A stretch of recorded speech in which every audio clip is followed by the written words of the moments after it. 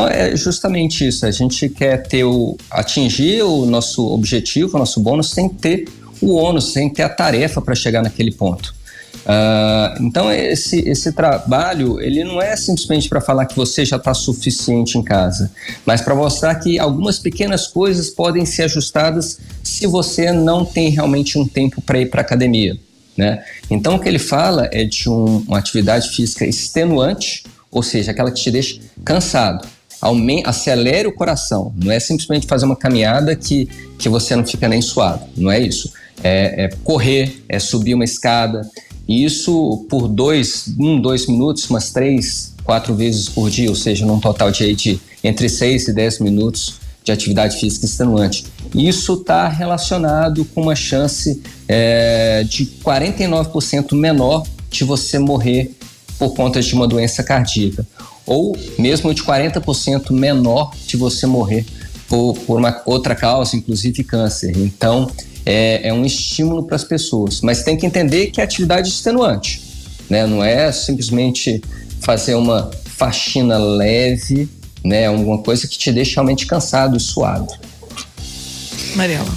Doutor, a gente estava conversando um pouco antes e eu comentei de um programa que a gente fez há um tempo atrás e que o especialista, né, nos alertou que quem é atleta de final de semana pode correr um risco em ter problemas cardiovasculares, né? E agora tá falando que a gente fizer esses exercícios extenuantes aí é legal. Qual que é o risco de uma pessoa que não faz nada e de repente inventar de subir uma escada que nem um maluco, 15 andares de escada ali e morrer lá em cima? Existe algum risco? Ou tem que ter um acompanhamento? Eu posso, do nada, hoje, alguém tá escutando nosso programa e falar, tá ótimo, vou começar hoje porque, né, todo dia é dia de começar, vou sair aqui, vou correr aqui. Vou comprar pão correndo. Vou sair para comprar pão correndo aqui. Pode ser? Pode começar assim, agora, a hora é já?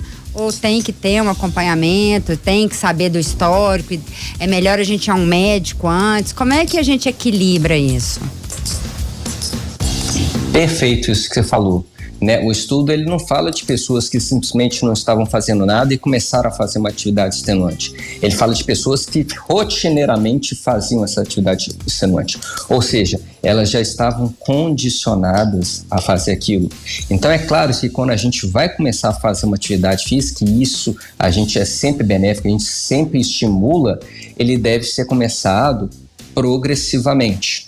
Tá? Então, de poucos em poucos. Então, a pessoa não vai pegar e subir 10 andares de escada, começar de uma hora para outra, é isso. Não, sobe 2, 3 andares, faz isso durante algumas semanas, vai aumentando gradativamente isso, e até que você comece a realizar atividades de forma mais intensa e mais rotineira.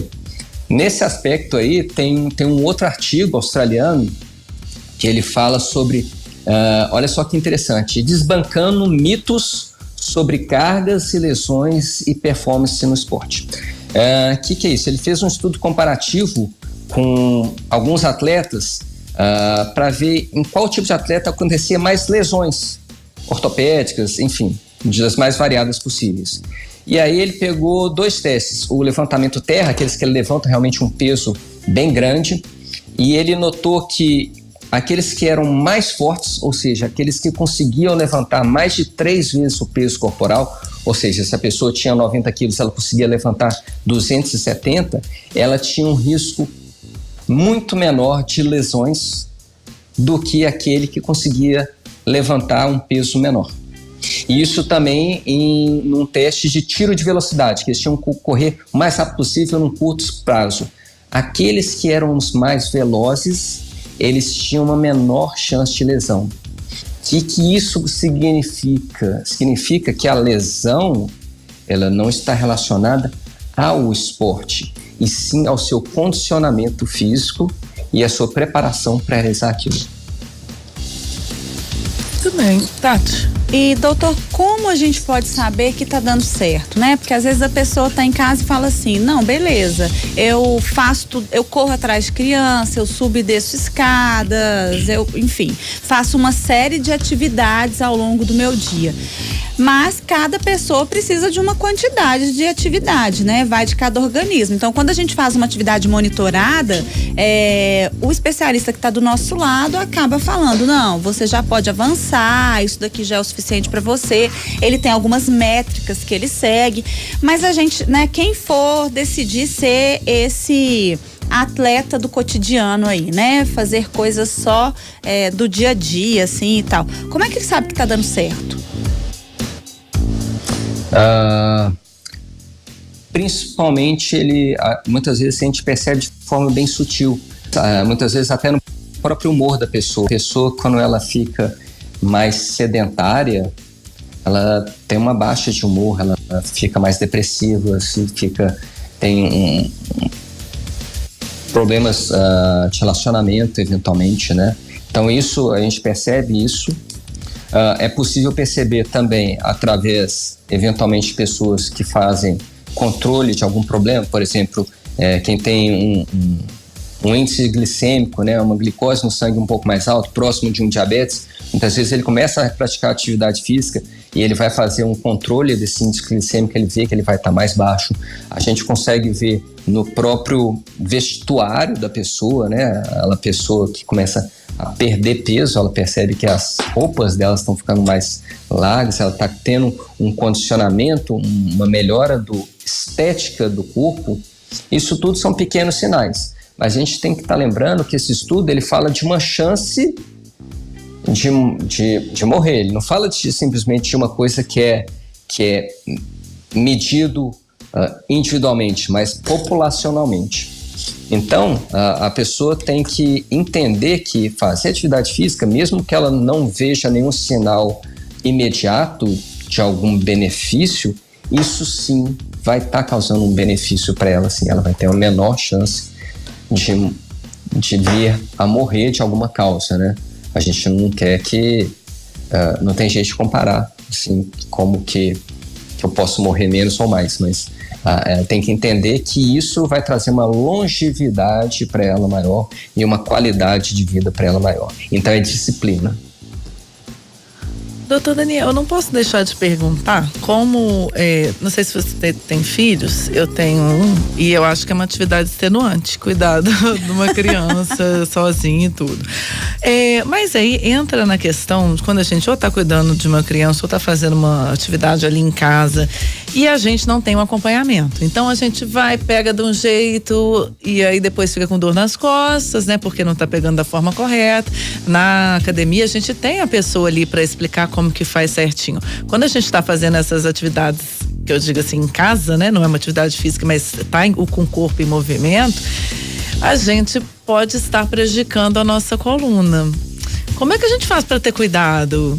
Até mesmo para subir uma escada, eu, por exemplo, eu carrego bolsa de supermercado com um bebê na frente, no canguru, e eu falo, estou fazendo certo. Segurando o óleo. Posso estar aqui melhorando aumentando a minha longevidade, mas piorando a condição da minha coluna, enfim. Vamos aproveitar que eu estou aqui então, né, justamente da minha especialidade, que é a coluna. Então, realmente, quando a gente faz movimentos torcionais ou a gente carrega alguma coisa de forma não equilibrada, a gente acaba forçando um pouco a coluna e predispõe a ter essas pequenas lesões, a famosa lombalgia, a famosa crise, né? Deu um mau jeito na coluna, isso é muito comum. Principalmente quando a gente abaixa e torce a coluna para cuidar de uma criança ou mesmo quando está carregando uma sacola no supermercado. O importante é que a gente sempre mantenha a coluna bem ereta, né? Então, se a gente for pegar compras do supermercado, por exemplo, o ideal é que você divida o peso nos dois braços ou carregue tudo de forma central e não torça a coluna sem movimentar as pernas. Se você quer pegar alguma coisa que está aqui e colocar aqui, o ideal é que você gire todo o tronco para colocar. Isso vai reduzir muito essas fisgadas, esses maus jeitos que a gente tem, que a gente sabe que 80% da população vai ter em algum momento da vida. né? Então é muito importante a gente ter esse tipo de cuidado. Quando a gente vai brincar com as nossas crianças, o ideal é que a gente fique agachado, né? Dobrado os joelhos, os quadris, e não simplesmente abaixar, forçando a lombar para baixo com a perna esticada. Isso, fatalmente, no final do dia, você vai sentir dores de fadiga muscular dessa região, porque ela vai exigir muito. Então, isso é importante. É claro que, se possível, fazer atividades que vai te favorecer a questão ergonômica, né? Então, por exemplo, você vai estar com o seu menino, quer brincar com ele, às vezes você vai brincar de jogar um futebol, né? Eu tenho o meu filho lá, o Rafael, e volta e meia mesmo a gente corre ali para a varanda e joga um futebolzinho, uma brincadeirazinha, um com o outro. Isso já gasta uma energia muito grande, a gente sai de lá bem cansado, bem suado. Então é cuidar da coluna, cuidar da postura, e a gente tem diversos lugares que você consegue verificar quais são as melhores posturas, redes sociais de especialistas em coluna, enfim, isso hoje é bem acessível aí via internet. Então a gente pode falar também que brincar com as crianças e fazer compra, carregar ali as compras, né, do supermercado, também entra nessas atividades aí da pesquisa? Também pode melhorar aí nossa longevidade? Se você aumentar a sua frequência cardíaca, sim. Se você ficar suado, se você se cansar com aquilo. Agora, se você fizer isso de forma muito lenta, isso não inclui em atividade extenuante.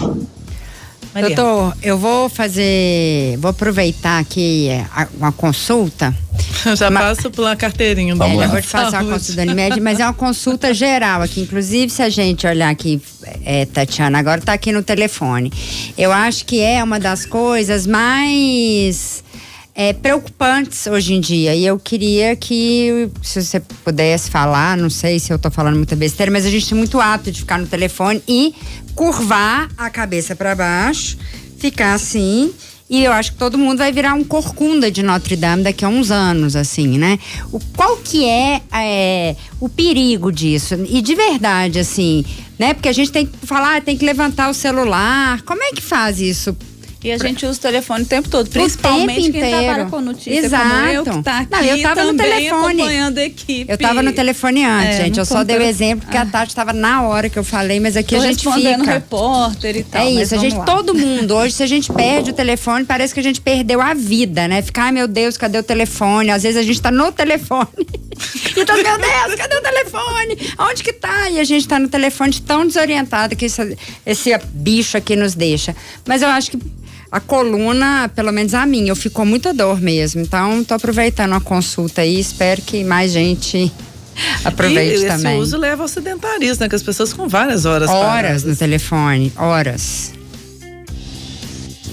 A gente vive num mundo conectado, né? Então, ou é celular, ou é tablet, ou é computador, e acaba que a gente acostuma a utilizar ele numa posição inadequada, né? Todo mundo...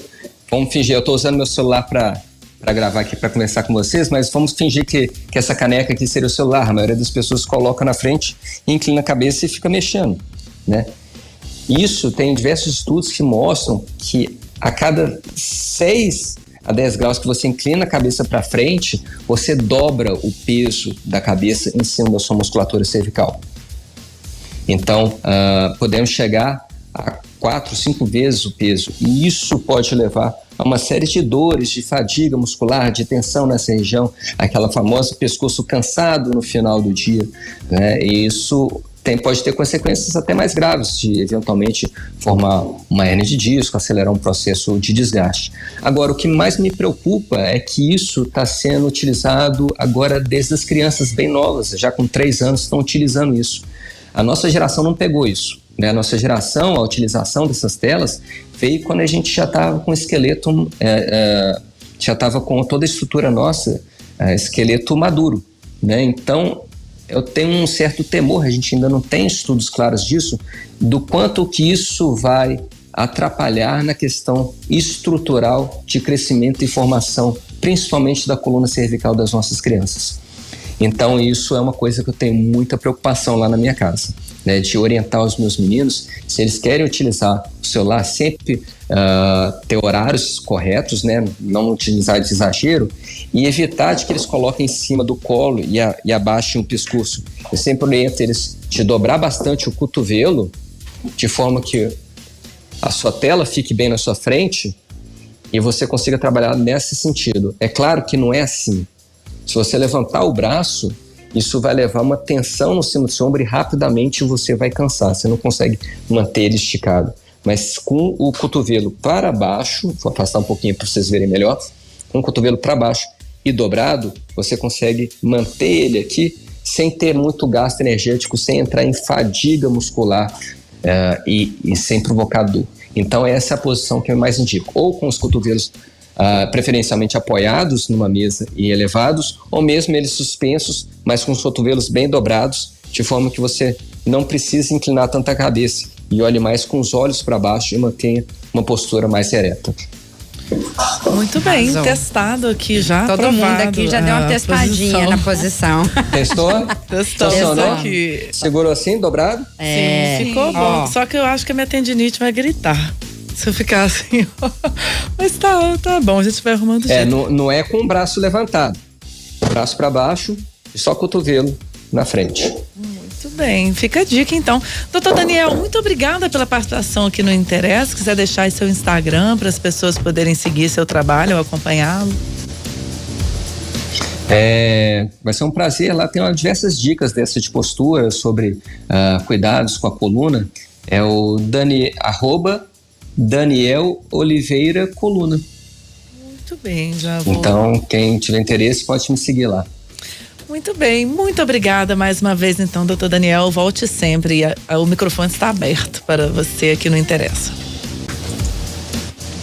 Obrigado pelo convite mais uma vez, é sempre muito gratificante poder estar aqui e transmitir um pouco de informação para uma população aí e muitas vezes ajudar as pessoas em casa. Então, estou sempre disponível e sempre um prazer estar aqui. Muito bem, gente, conversamos então com o Dr. Daniel Oliveira, médico ortopedista especializado em coluna vertebral e diretor do Núcleo de Ortopedia e Traumatologia de Belo Horizonte.